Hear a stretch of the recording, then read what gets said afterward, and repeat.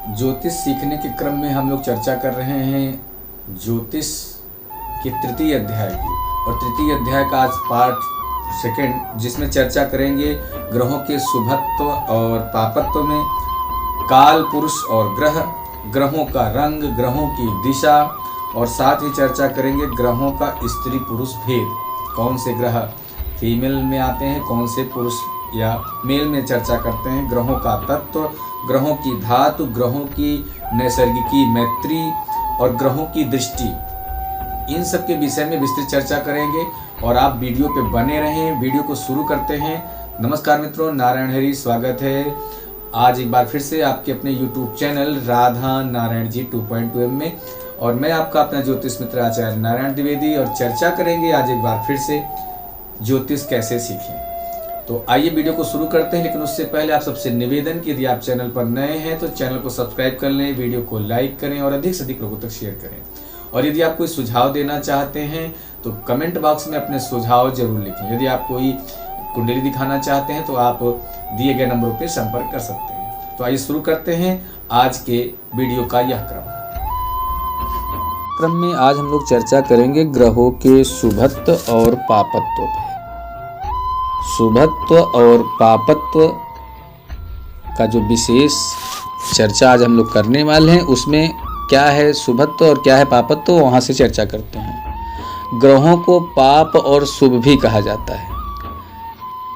इसमें दर्शक यह न समझ लें कि वे ग्रहों जो पापी कहे जाते हैं सचमुच में पाप कर्म करते हैं, ऐसा नहीं है। ज्योतिष में पाप और शुभ संज्ञा से अभिप्राय यह है कि जिन ग्रहों का पाप नाम दिया गया है वे स्वाभाविक रूप से अनिष्ट और अशुभ फल देते हैं। इसी प्रकार जिनको शुभ कहा गया है वे स्वभावतः उपकारी और शुभ फल देने वाले होते हैं, लेकिन ये कभी कभी इसके विपरीत भी फल देते हैं। ऐसा देखा गया है कि कभी कभी दुर्जन भी समय संगति आदि के शुभ प्रभाव में पड़कर अच्छा काम करता है, और कभी कभी अच्छे सज्जन भी कुसंगति और किसी विशेष प्रभाव के कुचक्र में पड़कर दुष्ट का काम भी कर बैठते हैं। इसी प्रकार ग्रहों को भी जानिए। फलित प्रकरण में ऐसे बहुत से दृष्टांत आपको मिलेंगे। इस विषय में मैं बस इतनी ही चर्चा करूंगा कि सूर्य, मंगल, शनि और राहु और केतु पाप ग्रह हैं, बृहस्पति और शुक्र शुभ ग्रह हैं, बुध भी शुभ ग्रह है, पर इस पर संगति का असर पड़ता है। यदि यह शुभ ग्रह के साथ रहे या शुभ ग्रह के क्षेत्र में हो, पर किसी पाप ग्रह के साथ न हो तो शुभ होता है। उसी प्रकार पाप ग्रह के साथ या पाप ग्रह के क्षेत्र में रहेगा तो अशुभ परिणाम देगा। यदि बुध अकेला हो तो शुभ भी कहा जाता है। अब रह गया चंद्रमा। यह ग्रह जब अपनी पूर्ण ज्योति में रहता है तो शुभ, पर क्षीण चंद्रमा अशुभ होता है। इस कारण वृद्धों ने कहा कि एकादशी शुक्ल पक्ष से पंचमी कृष्ण पक्ष तक चंद्रमा तेजवान रहने के कारण शुभ, और षष्ठी कृष्ण पक्ष से दसवीं शुक्ल पक्ष तक क्षीण होने के कारण अशुभ होता है।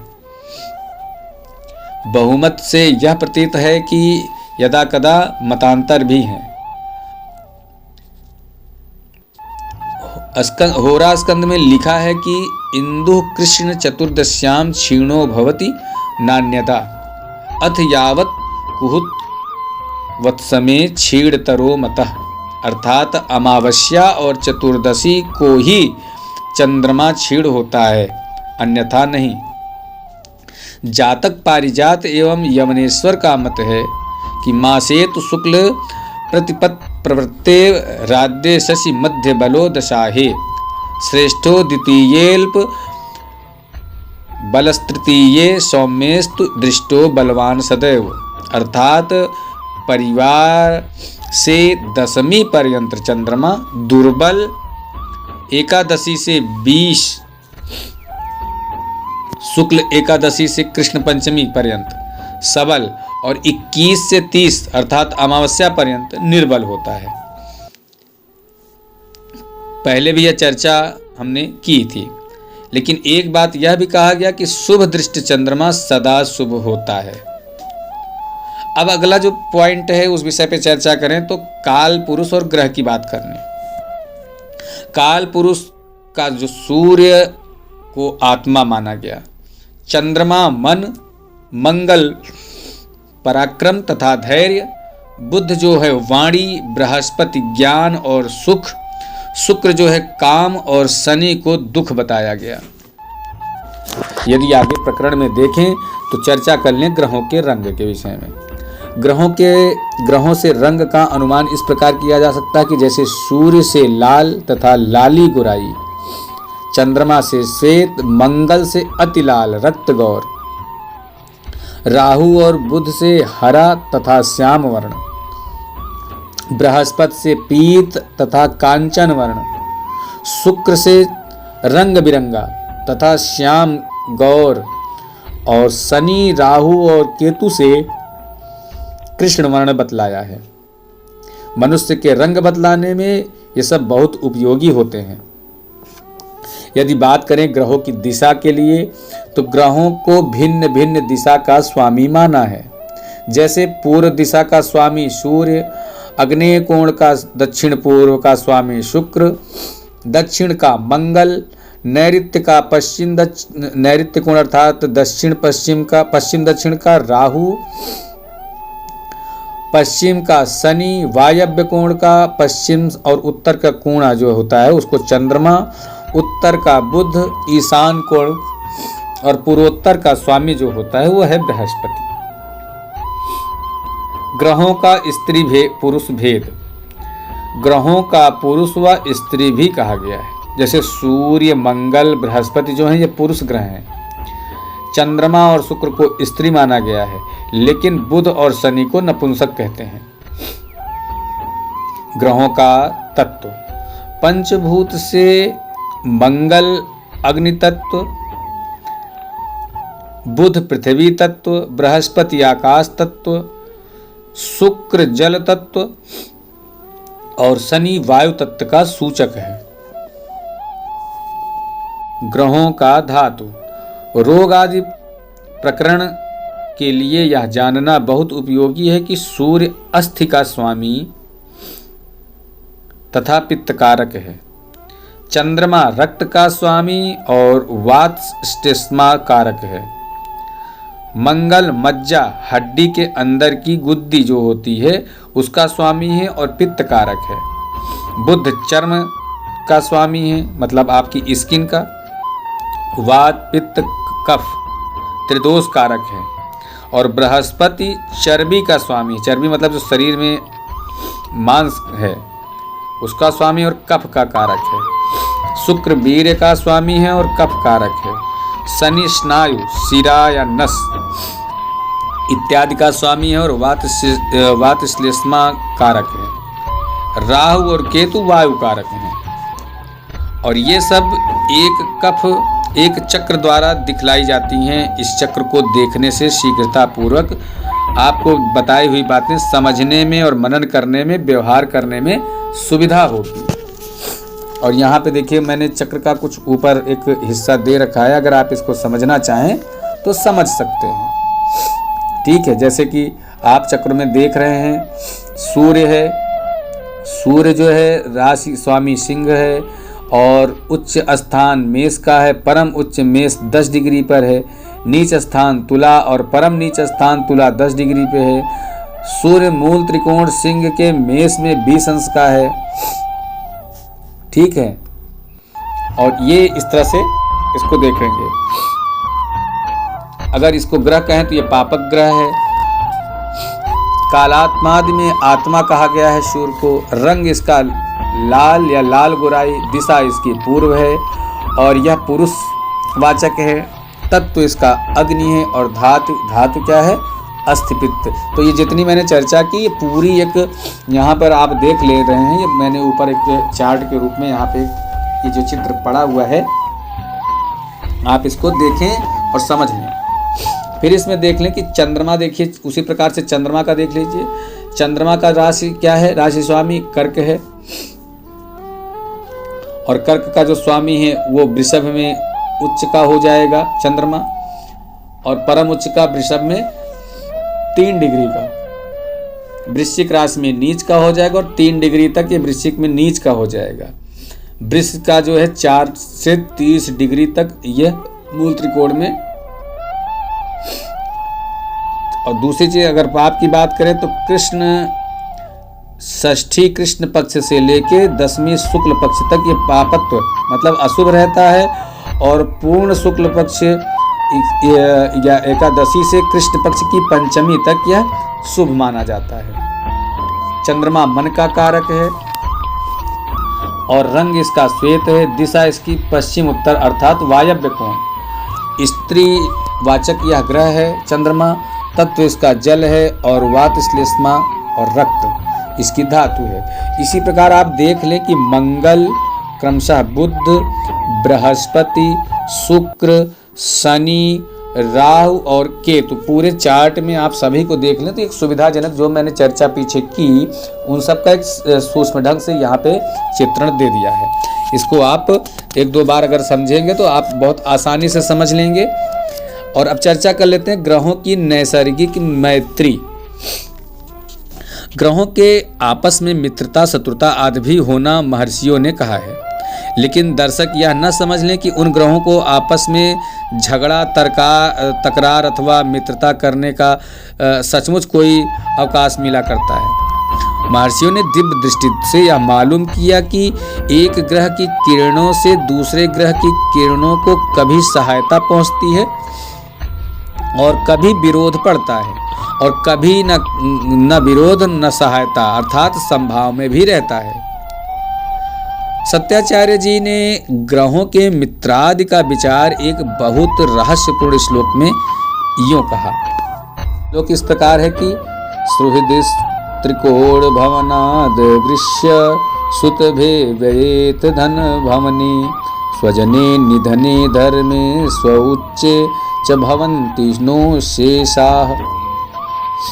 सत्याचार्य जी ने कहा कि ग्रहगण अपने मूल त्रिकोण से 2, 4, 5, 8, 9 और 12 घरों के तथा अपने उच्च स्थान के स्वामी को मित्र बनाते हैं, अन्यथा नहीं। सत्याचार्य जी के इस भाव को पल्लवित करने पर इस प्रकार बताया गया कि ग्रह अपने मूल त्रिकोण स्थान से द्वितीय और द्वादश, पंचम एवं नवम तथा चतुर्थ एवं अष्टम स्थान के स्वामियों को मानो निमंत्रित करते हैं। और यहाँ निमंत्रण का जो भाव यह है कि उक्त स्थानों से स्वामियों की किरणों से उस मूल त्रिकोण वाले ग्रह की किरणों को सहायता मिलती ही है। यदि ग्रह निमंत्रित ग्रह को 2 बार निमंत्रण पड़ जाता है तो वह मूल त्रिकोण वाले ग्रह का स्वाभाविक मित्र बन जाता है, और एक बार निमंत्रण पड़ने से स्वभावतः सम होता है। इसी प्रकार अनिमंत्रित ग्रह शत्रु होता है, और परंतु इससे विशेषता यह है कि सूर्य और चंद्र जो राजा और मंत्री हैं एक ही बार निमंत्रित होने पर मित्र हो जाते हैं। नीचे क्रम में मैं अभी चर्चा करूंगा जिसमें ग्रहों को अपने अपने मूल त्रिकोण में स्थापित किया गया है। आप ये ऊपर जो चक्र दिया है इसे देख सकते हैं। सूर्य का सिंह मूल त्रिकोण है, उससे द्वितीय स्थान में स्वामी बुध, चतुर्थ में मंगल, पंचम का बृहस्पति, अष्टम मंगल का बृहस्पति, नवम का मंगल और 12 स्थान का स्वामी चंद्र है। शेष सूर्य मेष में उच्च है और स्वामी मंगल होता है। और देखने में यह आता है कि मंगल और बृहस्पति 2 बार निमंत्रित हुए, अतः ये दोनों और चंद्रमा सूर्य के मित्र हुए, जबकि एक ही बार निमंत्रित होने पर। बुध को केवल एक ही बार निमंत्रण है और इस कारण यह सम, और शुक्र और शनि अनिमंत्रित होने के कारण शत्रु हुए। और पुनः चंद्रमा का वृष मूल त्रिकोण है, इससे द्वितीय स्थान का स्वामी बुध, चतुर्थ का सूर्य, पंचम का बुध, अष्टम का बृहस्पति, नवम का शनि और 12वें का मंगल और उच्च स्थान का शुक्र है। अतः बुध और सूर्य मित्र, बृहस्पति, शनि, मंगल, शुक्र सम और कोई शत्रु नहीं है। इसी प्रकार सब ग्रहों को भी जानना होगा। ऊपर चर्चा की हुई विधि से ग्रहों की शत्रुता या मित्रता का जो परिणाम निकलता है उसी को बाराह मिहिर आदि दैवज्ञों ने भी स्वीकार किया। निम्नांकित आप ऊपर चक्र को देखें जिसमें पूर्व विवरण से पता आपको चल जाएगा। केवल यवनेश्वर जी इस मत का विरोध करते हैं, पर उनके मतावलंबी बहुत नहीं हैं। राहु और केतु की मित्रता आदि संबंध में सर्वार्थ चिंतामणि नामक ग्रंथ में यूं लिखा पाया जाता है कि राहोस्तु मित्राणि कविज्यमन्दाः केतोस्तथैव वदन्ति तज्ञाः। अर्थात राहु और केतु के मित्र बृहस्पति, शुक्र और शनि हैं। ये चक्र में आप देख सकते हैं। प्रकृति में ऐसा देखा जाता है कि मनुष्य दूसरे का मित्र रहने पर भी तात्कालिक किसी कारणवश उसके विरोध या समता भाव में दिखता है। इसी प्रकार ऐसा भी देखा गया कि आपस में शत्रुता रखने वाले भी किसी तात्कालिक कार्यवश होकर एक दूसरे से मित्रता का भाव दिखाते हैं। और इसी प्रकार ग्रहों में भी आपस में तात्कालिक मित्रता या शत्रुता होती है। उनका नियम यह है कि यदि एक ग्रह से कोई अन्य ग्रह 2, 3, 4, 10, 11 और 12 स्थान में है तो जितने ग्रह इन स्थानों में होंगे वे सब उस ग्रह की तात्कालिक मित्र हैं। और पुनः यदि एक ग्रह के साथ कोई दूसरा ग्रह हो अथवा उससे 5, 6, 7, 8 और 9 स्थान में हो तो ये सब उस ग्रह के तात्कालिक शत्रु होंगे। इसको पूर्ण रीत से समझने के लिए एक उदाहरण दिया जाता है कि एक कुंडली भी दे दी जाती है। इस कुंडली में आप विचार करें, ऊपर दी गई है कुंडली में, और ये कुंडली का आप काल्पनिक कुंडली देख लीजिए कि सूर्य का कौन कौन ग्रह तात्कालिक मित्र और कौन कौन ग्रह तात्कालिक शत्रु है। अभी जो मैंने नियम की चर्चा की, यह मालूम होता है कि सूर्य जिस स्थान में है वहां से गिनने पर द्वितीय स्थान वृश्चिक में कोई ग्रह नहीं है, तृतीय स्थान में शनि है। इस कारण सूर्य का शनि तात्कालिक मित्र हुआ। सूर्य से चतुर्थ स्थान में भी कोई ग्रह नहीं है और तुला से जहां सूर्य की स्थिति है दशम स्थान अर्थात कर्क में भी कोई ग्रह नहीं है, परंतु एकादश स्थान सिंह में मंगल और इस कारण मंगल भी सूर्य का मित्र है।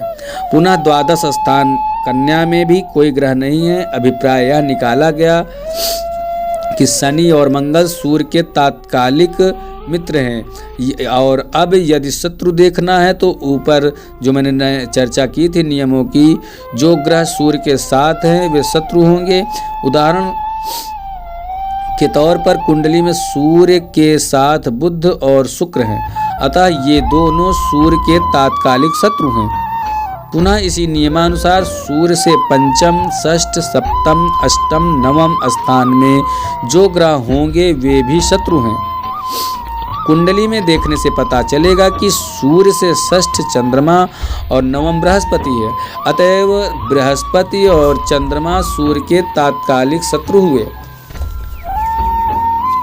अभिप्राय यह निकला कि सूर्य के बुध, शुक्र और चंद्र, बृहस्पति शत्रु और शनि एवं मंगल मित्र हैं। तात्कालिक शत्रु मित्र के नियम से सुगमता से समझने के लिए यूँ चर्चा कर सकते हैं कि किसी ग्रह की 3 राशि आगे और 3 राशि पीछे जितने ग्रह होंगे उनके मित्र और अन्य सब शत्रु होंगे। वे उसके मित्र और अन्य सब शत्रु हैं। अब इस नियम से उदाहरण कुंडली में हम लोग देख लें कि सब ग्रहों के शत्रु मित्र का विचार करके तात्कालिक मैत्री चक्र के नाम से दिया है। अतएव अभ्यास के लिए दर्शकगण उक्त कुंडली के सभी ग्रहों के शत्रु मित्र की विवेचना स्वयं कर लेंगे और उनकी शुद्धि व अशुद्धि का ज्ञान भी आपको इस चक्र के माध्यम से हो जाएगा। तक आप देख चुके हैं कि ग्रहों को आपस में नैसर्गिक और तात्कालिक मित्रता, शत्रुता व समता होती है। अब प्रश्न यहाँ उठता है कि कौन ग्रह किस ग्रह का नैसर्गिक भाव में मित्र परंतु तात्कालिक शत्रु है। यह नैसर्गिक शत्रु या तात्कालिक मित्र है तथा इसका परिणाम क्या होता है। वृद्धों ने मित्रामित्र की अंतिम परिणाम को पंचधा मैत्री कहा है, क्योंकि इसका परिणाम 5 प्रकार से का होता है। जैसे दोनों रीत से मित्र, एक रीत से मित्र दूसरी रीत से सम, एक रीत से मित्र दूसरी से शत्रु, एक रीत से सम दूसरी से शत्रु, दोनों रीत से शत्रु। और यदि दोनों रीत से मित्र हो तो वृद्धि कहलाती है, उसका परिणाम अति घनिष्ठ मित्रता होगा। यदि एक से मित्र दूसरे से सम है तो इसका परिणाम मित्रता है। पुनः एक रीत से मित्र दूसरे से शत्रु होने पर मित्रता और शत्रुता का परिणाम समता में होगा, और जो दोनों के मध्य की बात है। एक रीति में सम और दूसरे में शत्रु तो परिणाम शत्रुता ही होगा। इसी प्रकार यदि दोनों रीति में शत्रु हों तो परिणाम अति शत्रुता होगा। मित्र और मित्र मिलकर के अति मित्र होंगे, मित्र और सम मिलकर के मित्र होंगे, मित्र और शत्रु मिलकर के सम होंगे, सम और शत्रु मिलकर के शत्रु होंगे, और शत्रु मिलकर के अति शत्रु होंगे। इसके नीचे आप चर्चा देख लें कि जो मैं अभी कुंडली यहाँ पे फिर एक चक्र में दे रहा हूँ, उसे आप देखें कि पंचधा मैत्री चक्र दिया जाता है। इसमें पाठकगण उपरोक्त नियमानुसार पंचधा मैत्री चक्र बनाकर देख सकते हैं।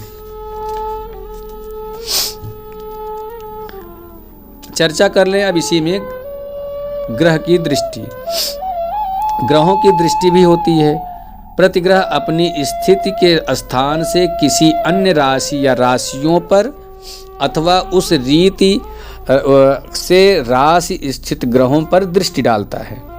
अभिप्राय इसका यह है कि प्रत्येक ग्रह का बिंब अर्थात ज्योति राशि चक्र के किसी न किसी खंड पर अवश्य पड़ती है, जिसे दृष्टि कहते हैं। और इस कारण यह बतलाया है कि सूर्य, चंद्र, बुध, शुक्र, मंगल, बृहस्पति, शनि इन सब ग्रहों की अपनी स्थिति राशि से सप्तम राशि पर पूर्ण दृष्टि होती है। पर मंगल में विशेषता यह है कि इसको सप्तम दृष्टि के अतिरिक्त चतुर्थ, अष्टम राशियों पर भी पूर्ण दृष्टि है। इस प्रकार बृहस्पति को सप्तम दृष्टि के अतिरिक्त नवम और पंचम राशि पर भी दृष्टि है। शनि की सप्तम के अतिरिक्त तृतीय और दशम पूर्ण दृष्टि है। परिणाम यह निकला कि सूर्य, चंद्र, बुध, शुक्र की अपनी स्थिति राशि में केवल सप्तम राशि में ही पूर्ण दृष्टि है। मंगल की चतुर्थ, सप्तम और अष्टम राशियों पर बृहस्पति की पंचम, सप्तम और नवम पर शनि की तृतीय, सप्तम और दशम पूर्ण दृष्टि है। अतः पुनः फिर यह प्रश्न उठता है कि क्या इन ग्रहों की इसके सिवा अन्य राशियों पर भी दृष्टि है या नहीं। इसका कारण इस प्रकार किया गया कि मंगल को छोड़कर शेष ग्रहों को चतुर्थ या अष्टम राशियों पर 3 पाद दृष्टि है, जिसे ठेठ बोली में 12 आना कहते हैं। मंगल की चतुर्थ और अष्टम पर पूर्ण दृष्टि है, जैसा कि अभी मैंने पीछे चर्चा की। इसलिए मंगल को 3 पाद दृष्टि नहीं है। फिर भी लिखा है कि बृहस्पति के अतिरिक्त शेष 6 ग्रहों के नवम और पंचम राशि में द्विपाद अर्थात 8 आना दृष्टि रहेगी। स्मरण रहे कि बृहस्पति को नवीं और 5वीं पूर्ण दृष्टि है। अतएव बृहस्पति की द्विपाद 1/2 दृष्टि किसी राशि पर नहीं है।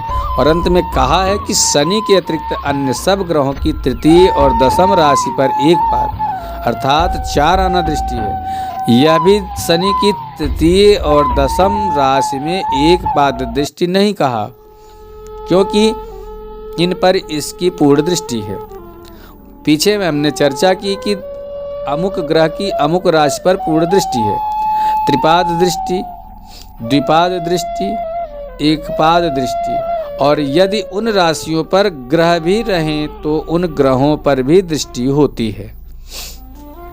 यदि उदाहरण के तौर पर अगर जानना चाहें तो आप देखना चाहें कि सूर्य की दृष्टि किन किन राशियों और ग्रहों पर है, तो पीछे ही हम लोगों ने चर्चा की थी नियमानुसार कि सूर्य से गिनने पर तीसरे स्थान से धन राशि, अतएव सूर्य के एक पाद दृष्टि धन राशि पर हुई। पुनः यह भी दिख पड़ा कि धन राशि में शनि और केतु बैठे हैं, अतः सूर्य की एक पाद दृष्टि शनि और केतु पर भी पड़ती है।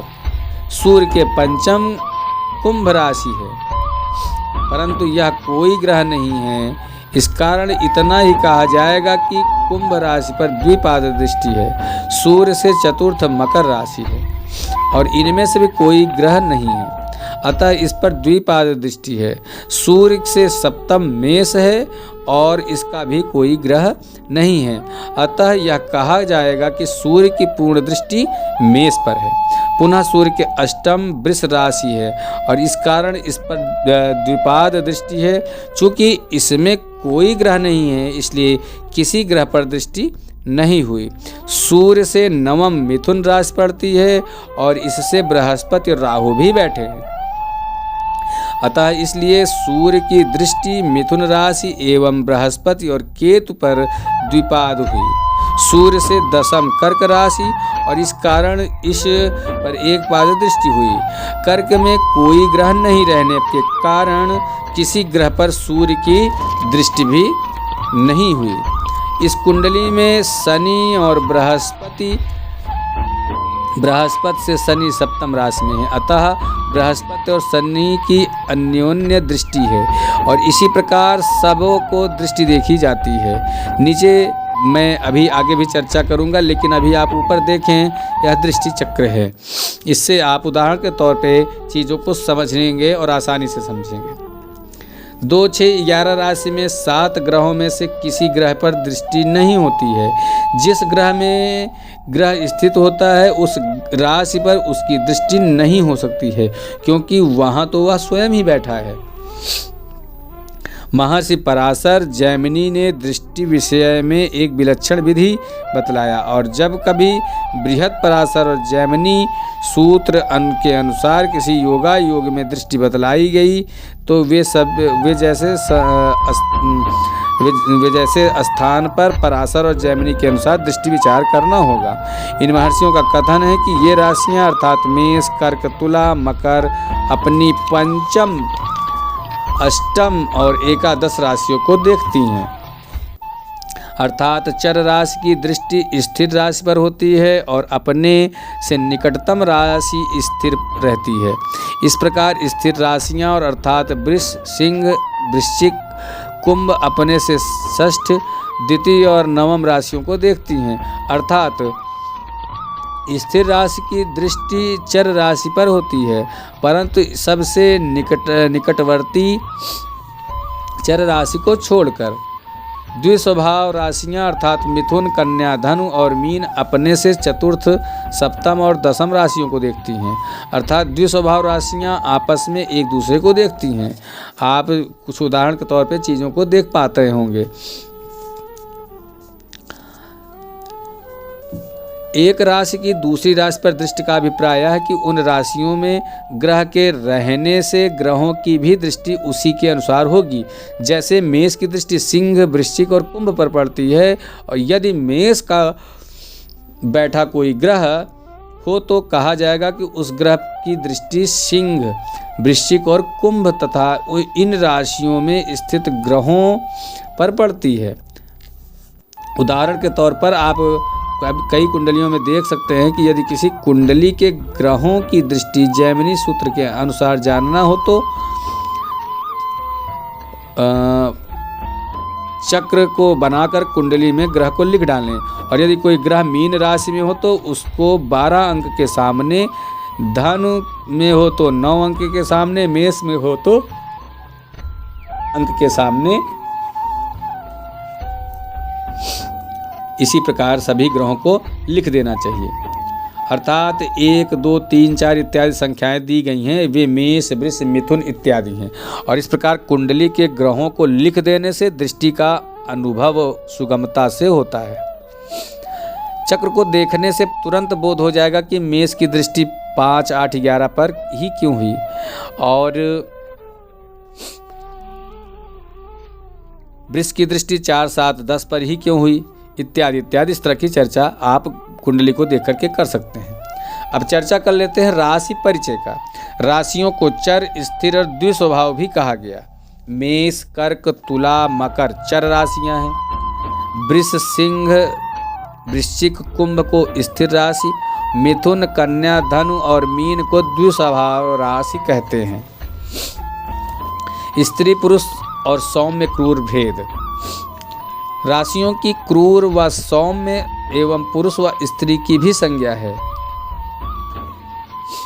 विषम राशियों को मेष, मिथुन, सिंह, तुला, धनु और कुंभ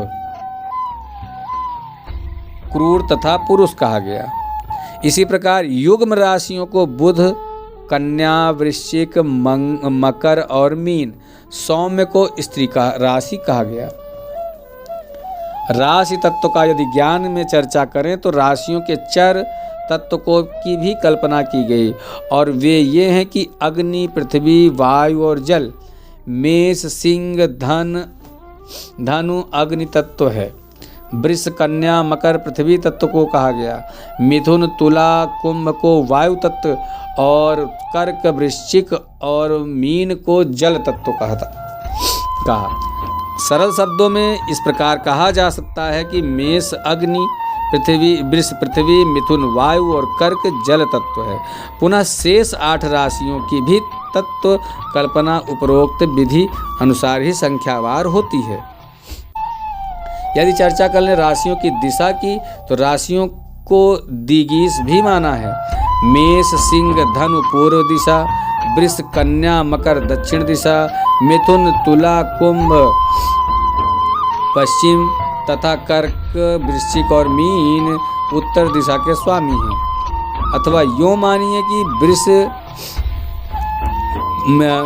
कि मेष पूर्व, वृष दक्षिण, मिथुन पश्चिम और कर्क उत्तर का स्वामी है। पुनः सिंह पूर्व, कन्या दक्षिण, तुला पश्चिम के होते हैं। काल पुरुष के अंग की यदि चर्चा करें तो राशियों को काल पुरुष का अंग इस प्रकार माना है कि मेष काल पुरुष का सिर और वृष उसका मुख है, मनुष्य उसका गला, मिथुन उसका गला और बाहु, कर्क वक्षस्थल, सिंह हृदय और कन्या उदर है। तुला इसके नाभि के नीचे कमर, वृश्चिक जननेंद्रिय एवं गुदा, धनु पैर और संधियां तथा जंघा, मकर पैरों की गांठ, कुंभ पिंडलियां हैं और घुटने से एड़ी तक, और मीन चरण हैं। तो ये रहा इस विषय में आज काल पुरुष के अंगों के विषय में चर्चा। अब चर्चा कर लेते हैं काल पुरुष का चक्र। पुरुष के चक्र में ऊपर मैंने ये एक चित्र दे रखा है, इसको आप देख करके समझ सकते हैं और बहुत ही साधारण तौर पे जिस काल पुरुष की हम लोगों ने चर्चा की उसके विषय में आप यहाँ क्रम से समझ सकते हैं। चित्र में आप देख लीजिए कि गला उसका गर्दन है, वृष छाती है, कर्क पेट है, कन्या वृश्चिक उसकी जननेंद्रियाँ और मकर उसका है पैर, मीन एकदम उसके चरण हो गए, कुंभ हो गया उसके पिंडलियाँ हो गई, धनु हो गई जंघाएं, कलाई हो गई तुला, नाभि हो गई सिंह और कंधा हो गया मिथुन। तो इस तरह की सारी चीज़ें किस तरह से प्रतीकात्मक रूप से जिस काल पुरुष की चर्चा की गई, हमारे ज्योतिषियों ने, हमारे महर्षियों ने, हमारे पूर्वजों ने इस तरह की चर्चा ज्योतिष में विस्तृत ढंग से की है। आशा करता हूँ कि चीज़ें आपको समझ में आई होंगी और यदि नहीं समझ में आ रही हैं तो आप इन्हें 1 बार, 2 बार, 3 बार वीडियो को देखेंगे तो बहुत आसानी से ही ये सब चीज़ें आपको समझ में आ जाएंगी। तो इन्हीं शब्दों के साथ वाणी को विराम करूंगा, लेकिन चलते चलते आप सबसे निवेदन कि यदि आप किसी भी प्रकार की सहायता चाहते हैं कुंडली संबंधित, या फिर आपने अभी भी चैनल को सब्सक्राइब नहीं किया है, वीडियो को लाइक नहीं किया है, तो लाइक सब्सक्राइब जरूर कर लें। और इन्हीं शब्दों के साथ वाणी को विराम करूंगा, फिर मिलूंगा, तब तक के लिए सभी मित्रों से श्री राधे।